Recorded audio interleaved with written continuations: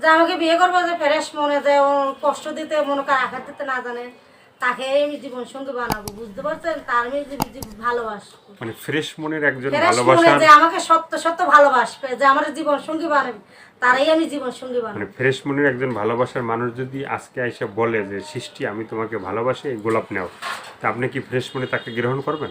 হ্যাঁ করবেন তো? হ্যাঁ, আমি তাকেই গ্রহণ না আবার করবো। বলবেন যে টাকা টাকা না, টাকা? আমি টাকা ভালোবাসি না ভাই, আমি মানুষ ভালোবাসি, যে আমাকে ভালোবাসবে তারাই আমি ভালোবাসি। তারই হ্যাঁ, আমি ভালোবাসবেন। তাকেই ভালোবাসি। দর্শক ভিডিওটি দেখতে থাকুন, দেখতে দেখতে আপুটির ফোন নাম্বার পাবেন। প্রিয় দর্শক, দেশ এবং প্রবাসে এই মুহূর্তে যে যেখান থেকে আমাদের ইউটিউব চ্যানেলটি দেখছেন, সবাইকে প্রীতি এবং শুভেচ্ছা জানিয়ে শুরু করছি আজকের প্রতিবেদন। তো দর্শক, আপনারা দেখতে পাচ্ছেন যে আমার সামনে একজন বোন বসে আছে। আজকে আমরা আসছি বোনটির জীবনের গল্প শুনবো। আপু আসসালামু আলাইকুম। ওয়ালাইকুম সালাম। কি নাম ভাইয়া? সৃষ্টি। কার মনে? মানে কারণ আপনার আল্লাহ তাআলা যেমন সৃষ্টি করছে তেমনি নামটা আল্লাহ আপনার তো সৃষ্টি, মানুষের মানে সৃষ্টি কারো করে। মনের সৃষ্টি হইতে পারছেন নাকি? মানে কারো মনের হইতে পারছেন নাকি?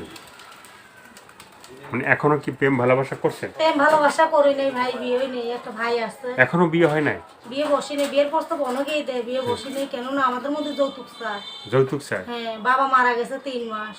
3 মাস? মা মা আছে শুধু, আমার বাবা মারা গেছে। ভাই বোন নাই? ভাই আছে, আমার একটা ভাই আছে শীতের মতন।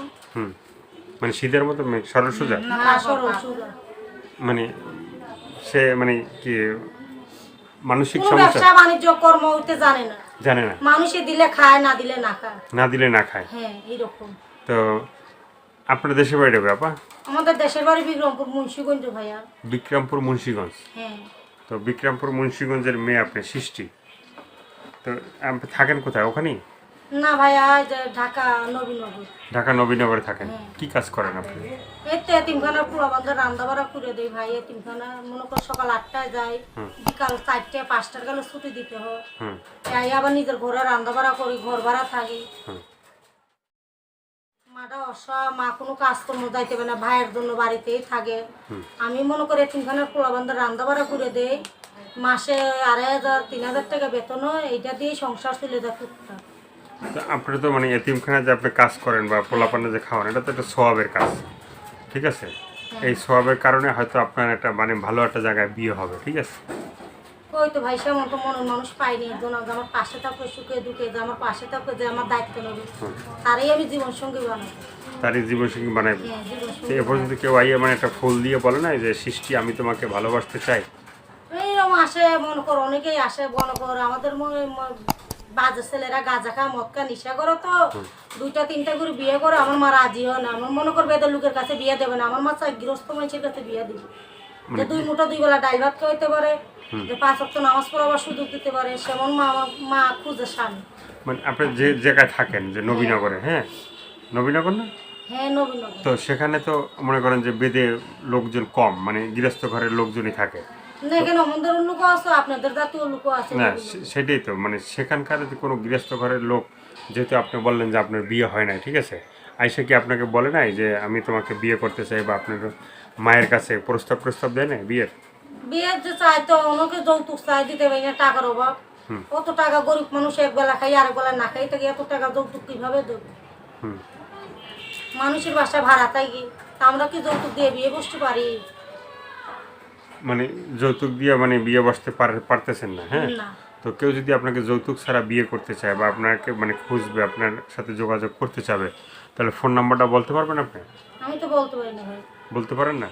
বলবো আমি? মোবাইলটা এমন মোবাইলটাও আমি চালাই, আমার কোনো বলবো আমি? বলে দেন ভাই। দর্শক, যে সৃষ্টি আপুর যে সুখে ফোন দুঃখে যে আমার নাম্বারটা, পাশে থাকবে, বুড়ো হোক জোয়ান হোক, তার আমি জীবন সঙ্গী বানাতে চাই, যে আমার দায়িত্ব নিতে পারে। যে আপনার দায়িত্ব নিতে পারবেন, হ্যাঁ। তাকে আপনি জীবনসঙ্গী করবেন। আর কি বলার আছে আপনার? আর কি বলার আছে ভাই, যদি আমার একটা কোনো ভাই প্রবাসী যদি একটা সেলাই মেশিন কিনে দিত, তাহলে আমি একটু খুশি হতাম, নিজের বাড়িতে বসে আমি কাজ করে নিজের সংসার চালাইতে পারতাম। এই শেষ, মনের কথা শেষ? হ্যাঁ, মনের কথা শেষ। যদি আমার ভাই আমার মা আমার দায়িত্ব নিতে পারে, 3 জনের দায়িত্ব নিতে পারে, তারই আমি জীবন সঙ্গী বানাবো। এটি কেউ নিবে? যে আমাকে ভালোবাসবে, যে আমার দায়িত্ব নিতে পারবে, তারই আমি জীবন সঙ্গী বানাবো। ভালোবাসার পরে তো ভালোবাসার মানুষেরই দায়িত্ব নেবে, হ্যাঁ? হ্যাঁ, ভালোবাসার মানুষই দায়িত্ব তো নেবে। তার যে মানে আশেপাশে যা আছে এগুলো কি নেবে কেউ? আপনি কি মনে করেন?